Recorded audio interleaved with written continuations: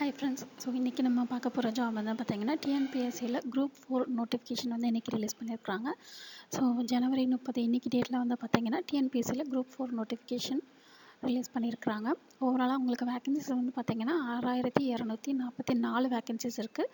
மொத்தம் வந்து 32 வகையான போஸ்ட் இருக்குது. ஸோ என்னென்ன மாதிரியான போஸ்ட்னா VAO, junior assistant, junior executive, typist, senior typist, steno typist, அப்புறம் பில் கலெக்டர், ஃபாரஸ்ட் கார்டு, அப்புறம் ஃபாரஸ்ட் வாட்சர், அப்புறம் junior inspector of cooperative society.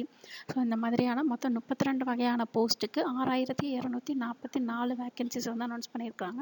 So அதை டீட்டெயிலாக பார்க்கலாம்.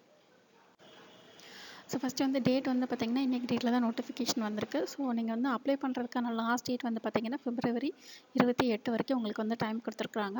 அதுக்கப்புறம் அப்ளிகேஷன் கரெக்ஷன் விண்டோ வந்து பார்த்திங்கன்னா மார்ச் மாதம் 4ஆம் தேதியிலேருந்து 6ஆம் தேதி வரைக்கும் உங்களுக்கு வந்து 3 days வந்து டைம் கொடுத்துருக்குறாங்க. ஸோ அப்ளை பண்ணதுக்கப்புறம் உங்களுக்கு அதில் ஏதாவது கரெக்ஷன் பண்ணணும் அப்படின்னா நீங்கள் வந்து அந்த 3 days வந்து யூஸ் பண்ணி நீங்கள் வந்து கரெக்ஷன் பண்ணியிருந்துக்கலாம். அதுக்கப்புறம் எக்ஸாமோட டேட் வந்து பார்த்திங்கன்னா உங்களுக்கு ஜூன் 9ஆம் தேதி காலையில் 9:30லேருந்து 12:30 வரைக்கும் உங்களுக்கு வந்து எக்ஸாம் நடக்குது. ஸோ எக்ஸாம் டைப் வந்து பார்த்திங்கன்னா பார்ட் ஏ, பார்ட் பின்னு ரெண்டாக பிரிச்சிருக்கிறாங்க. ஸோ பார்ட் ஏல வந்து உங்களுக்கு 150 மார்க்ஸு, பார்ட் பியில் வந்து 150 மார்க்ஸு. ஸோ இதில் பார்ட் ஏல வந்து பார்த்திங்கன்னா 40% மார்க் நீங்கள் வந்து ஸ்கோர் பண்ணணும். அதாவது 60 மார்க் நீங்கள் வந்து அதில் எடுத்தால் தான் பார்ட் பி வந்து உங்களுக்கு வந்து கரெக்ஷன் பண்ணுவாங்க. ஸோ இது வந்து Tamil eligibility test part A வந்து தமிழ் தகுதி தேர்வுன்னு சொல்லுவாங்க இல்லையா. ஸோ அதில் வந்து நீங்கள் வந்து 40%, அதாவது 60 மார்க் நீங்கள் வந்து எடுக்கணும். 150 மார்க்குக்கு 60 மார்க் எடுத்திங்கன்னா தான் அடுத்த பேப்பர் வந்து உங்களுக்கு வந்து திருத்துவாங்க. போஸ்டிங் போடும்போது பார்த்திங்கன்னா உங்களுக்கு 2 மார்க்கையும் சேர்த்து தான் வந்து உங்களுக்கு வந்து செலெக்ஷன் ப்ராசஸ் வந்து நடக்கும். ஸோ உங்களுக்கு ஓவராலாக பார்த்திங்கன்னா 300 மார்க்கு, நம்பர் ஆஃப் கொஸ்டின்ஸ் வந்து பார்த்திங்கன்னா 200 கொஸ்டின்ஸு. ஸோ உங்களுக்கு டைமிங் வந்து பார்த்திங்கன்னா உங்களுக்கு 3 மணி நேரம். ஸோ அதுக்கடுத்து ஏஜ் லிமிட் வந்து பார்த்திங்கன்னா உங்களுக்கு ஒரு போஸ்ட்டுக்கும் வந்து பார்த்திங்கன்னா ஏஜ் லிமிட் வந்து வேறு வேறையாக இருக்குது. ஸோ இதில் வந்து விஏஓ, ஃபாரஸ்ட் கார்டு, அப்புறம் வந்து ஃபாரஸ்ட் வாட்சர், ஸோ இதெல்லாம் இல்லாமல் மற்ற போஸ்டிங்க்கு வந்து பார்த்திங்கன்னா மினிமம் 18 வயசு, மேக்ஸிமம் வந்து 32 வயசு போட்டிருக்காங்க. ஸோ ஏஜ் கன்செஷன் வந்து யார் யாருக்கெல்லாம் கொடுத்துருக்காங்கன்னு பார்த்திங்கன்னா விஏஓ போஸ்ட்டுக்கு வந்து 42 வயசு வரைக்கும் உங்களுக்கு வந்து ஏஜ் கன்செஷன் வந்து கொடுத்துருக்குறாங்க. இது வந்து எஸ்சி, எஸ்டி, எம்பிசி, பிசி எல்லாத்துக்குமே கொடுத்துருக்குறாங்க. அதுக்கப்புறம் வந்து பார்த்திங்கன்னா forest guard with driving licence, forest watcher, அப்புறம் ஃபாரஸ்ட் வாட்சரில் ட்ரைபல் யூத். ஸோ இவங்க எல்லாத்துக்கும் வந்து பார்த்திங்கன்னா 37 வயசு வரைக்கும் உங்களுக்கு ஏஜ் கன்செஷன் வயது வரம்பு வந்து கொடுத்துருக்குறாங்க. அதுக்கடுத்து வந்து பார்த்திங்கன்னா junior assistant, receptionist cum telephone operator, அப்புறம் டைப்பிஸ்ட்டு, பில் கலெக்டர், அப்புறம் junior inspector of cooperative society. So இவங்க எல்லாத்துக்கும் வந்து பார்த்திங்கன்னா எஸ்சி, எஸ்டி, அப்புறம் டெஸ்டிடியூட் விடோஸ் இவங்க எல்லாத்துக்கும் வந்து 37 வயது வரைக்கும் கொடுத்துருக்குறாங்க. எம்பிசி, டிசி, பிசி, அப்புறம் இவங்க எல்லாத்துக்கும் வந்து பார்த்திங்கன்னா 34 வயசு வரைக்கும் உங்களுக்கு வந்து ஏஜ் கன்செஷன் வந்து கொடுத்துருக்குறாங்க. ஸோ ஒரு போஸ்டிங்க்கு உங்களுக்கு வந்து ஏஜ் லிமிட் வந்து மேக்ஸிமம் ஏஜ் லிமிட் எதுவும் இல்லாமலேயும் இருக்குது. ஸோ அது என்னென்ன போஸ்டிங்னு வந்து பார்த்திங்கன்னா junior assistant, steno typist. So இங்கே கொடுத்துருக்குற எல்லா போஸ்டிங்குமே இருக்குல்ல பார்த்திங்களா, இதுக்கு எல்லாத்துக்குமே வந்து உங்களுக்கு மேக்ஸிமம் ஏஜ் லிமிட் வந்து எதுவும் கிடையாது. ஸோ இதுக்கு முன்னாடி பார்த்ததுக்கெலாம் உங்களுக்கு ஏஜ் லிமிட் இருக்குது. இந்த போஸ்டிங்கெல்லாம் உங்களுக்கு வந்து பார்த்திங்கன்னா ஏஜ் லிமிட் வந்து எதுவும் கிடையாது. ஸோ ஜூனியர் எக்ஸிக்யூட்டிவ் டைப்பிங்கில் உங்களுக்கு வந்து மில்க் ப்ரொடியூசர் ஃபெடரேஷன் இருக்கு இல்லைங்களா, ஸோ பால் உற்பத்தியாளர்கள் கூட்டுறவு இருக்கு இல்லைங்களா, அதில் வந்து உங்களுக்கு வந்து பார்த்திங்கன்னா junior executive office typing, milk recorders இந்த மாதிரிலாம் கொடுத்துருக்குறாங்க போஸ்டிங்ஸ். இதுக்கெல்லாம் வந்து பார்த்திங்கன்னா உங்களுக்கு ஏஜ் லிமிட் வந்து எதுவும் கிடையாது. அதுக்கப்புறம் வந்து junior assistant Tamil Nadu work board இருக்கு இல்லைங்களா, ஸோ இந்த மாதிரி இன்னும் லேப் அசிஸ்டன்ட் வந்து பார்த்திங்கன்னா உங்களுக்கு வந்து ஃபாரன்சிக் டிபார்ட்மெண்ட்டில் கொடுத்துருக்குறாங்க. ஸோ இந்த மாதிரி இன்னும் நிறைய போஸ்டிங் இருக்குது. ஸோ இது எல்லா போஸ்டிங்குமே வந்து பார்த்திங்கன்னா உங்களுக்கு வந்து ஏஜ் லிமிட் எதுவும் கிடையாது. அதுக்கடுத்து எஜுகேஷனல் அண்ட் டெக்னிக்கல் குவாலிஃபிகேஷன் வந்து என்ன கொடுத்துருக்காங்கன்னா பில் கலெக்டருக்கு வந்து must process minimum general educational qualification அப்படின்னு சொல்லி கொடுத்துருக்காங்க. ஸோ அப்படின்னா குறைந்தபட்ச கல்வி தகுதி அவங்க வந்து கேட்டிருப்பாங்க இல்லையா, 10ஆம் வகுப்பு தேர்ச்சி கேட்டிருக்காங்க இல்லையா, ஸோ அது இருந்தாலே போதும். பில் கலெக்டருக்கு, விஓஓக்கு இதுக்கெல்லாம் நீங்கள் வந்து அப்ளை பண்ணிக்கலாம். அதுக்கப்புறம் வந்து பார்த்திங்கன்னா மில்க் ரெக்கார்டர். ஸோ இது வந்து அந்த தமிழ்நாடு பால் உற்பத்தியாளர்கள் கூட்டுறவு சங்கத்தை கேட்டிருந்தாங்க இல்லையா, ஸோ அதில் வந்து பார்த்திங்கன்னா அந்த மில்க் ரெக்கார்டர், அப்புறம் வந்து ஜூனியர் எக்ஸிக்யூட்டிவ்லேயே டைப்பிங், இந்த மாதிரி 3 போஸ்டிங் கேட்டிருந்தாங்க இல்லையா. இது எல்லாத்துக்கும் நீங்கள் வந்து பார்த்திங்கன்னா ஒரு டிகிரி முடிச்சிருந்துருக்கணும்.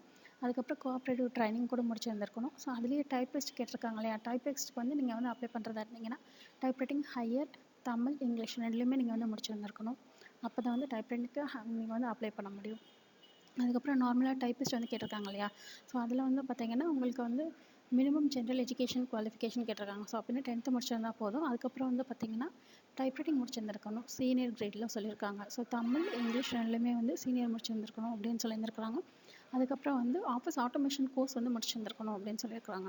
ஸோ இது வந்து ஒரு சிலருக்கு வந்து தேவையில்லை. யாருன்னா நீங்கள் வந்து டிகிரியே வந்து கம்ப்யூட்டர் சயின்ஸில் படிச்சிருந்தீங்க அப்படின்னா உங்களுக்கு வந்து அந்த ஆஃபீஸ் ஆட்டோமேஷன் கோர்ஸ் வந்து தேவையில்லை அப்படின்னு சொல்லி மென்ஷன் பண்ணியிருக்காங்க. இதுக்கப்புறம் வந்து ஸ்டெனோ டைப்பிஸ்ட்க்கு வந்து பார்த்தீங்கன்னா ஸ்டெனோகிராஃபி நீங்கள் வந்து சேர்த்து முடிச்சிருந்துருக்கணும். ஸோ அது மாதிரி ஒரு சில கோர்சஸ்க்கு வந்து அந்த டெக்னிக்கல் கோர்சஸ் வந்து கேட்டிருக்கிறாங்க. மற்றதுக்கெல்லாம் பார்த்தீங்கன்னா நீங்கள் வந்து மினிமம் குவாலிஃபிகேஷன் ஸோ 10th முடிச்சிருந்துருக்கணும், இல்லைனா டிகிரி முடிச்சிருந்துருக்கணும், அந்த மாதிரி உங்களுக்கு வந்து மென்ஷன் பண்ணியிருந்துருக்காங்க. ஸோ அதுக்கடுத்து ஃபஸ்ட்டு நீங்கள் அப்ளை பண்ணும்போது ஒன் டைம் ரெஜிஸ்ட்ரேஷன் வந்து அப்ளை பண்ணிவிட்டு அதுக்கப்புறமா தான் நீங்கள் வந்து ஆன்லைனில் அப்ளை பண்ண முடியும். ஸோ ஒன் டைம் ரெஜிஸ்ட்ரேஷனுக்கு வந்து என்னென்ன தேவை அப்படின்னா, உங்களுக்கு வந்து உங்களோட ஃபோட்டோ, உங்களோட ஆதார் நம்பர், உங்களோட வேலிட் ஒரு இமெயில் ஐடி, மொபைல் நம்பர், இதெல்லாமே வந்து உங்களுக்கு ஒன் டைம் ரெஜிஸ்ட்ரேஷனுக்கு தேவை. ஸோ இதில் வந்து மெயினாக என்னென்னு பார்த்தீங்கன்னா, ஃபோட்டோகிராஃப் வந்து பார்த்தீங்கன்னா குறைஞ்சது ஒரு 3 மாதத்துக்குள்ளே எடுத்திருந்துருக்கணும் அப்படின்னு சொல்லியிருக்காங்க. ஸோ இப்போ இந்த எக்ஸாமுக்கு நீங்கள் வந்து அப்ளை பண்ணணும் அப்படின்னா, இந்த எக்ஸாம் வந்து இன்றைக்கி டேட் நோட்டிஃபிகேஷன் வந்தது இல்லைங்களா? ஸோ இன்றைக்கி டேட்லேருந்து நீங்கள் வந்து ஃபோட்டோ எடுத்து அதுக்கப்புறம் நீங்கள் வந்து அப்லோட் பண்ணணும். ஸோ இப்போ இந்த எக்ஸாமுக்கு நீங்கள் அப்லோட் பண்ணுறதா இருந்தீங்கன்னா, இப்போ இன்றைக்கி டேட் ஜனவரி 30 இல்லைங்களா? ஸோ இதுலேருந்து பிப்ரவரி 28 வரைக்கும் உங்களுக்கு டைம் கொடுத்துருக்காங்க. ஸோ இந்த டேட்குள்ளே எடுத்த ஃபோட்டோகிராஃப்ஸ் தான் நீங்கள் வந்து இந்த எக்ஸாமுக்கு அப்ளை பண்ண முடியும். ஸோ நீங்கள் ஃபோட்டோகிராஃபில் உங்களோட நேம், உங்களோட நீங்கள் என்றைக்கு ஃபோட்டோ எடுத்தீங்களோ அந்த டேட் வந்து நீங்கள் மென்ஷன் பண்ணியிருந்துருக்கணும்.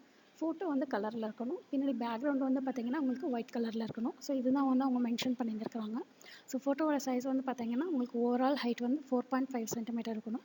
அதில் உங்களோட ஃபோட்டோ மட்டும் 3 சென்டிமீட்டர் இருக்கணும். ஸோ கீழே அந்த நேம் அப்புறம் டேட்லாம் கொடுத்துருக்காங்களா, அதில் அதுக்கு வந்து 1.5 சென்டிமீட்டர்ஸ் கொடுத்துருக்காங்க.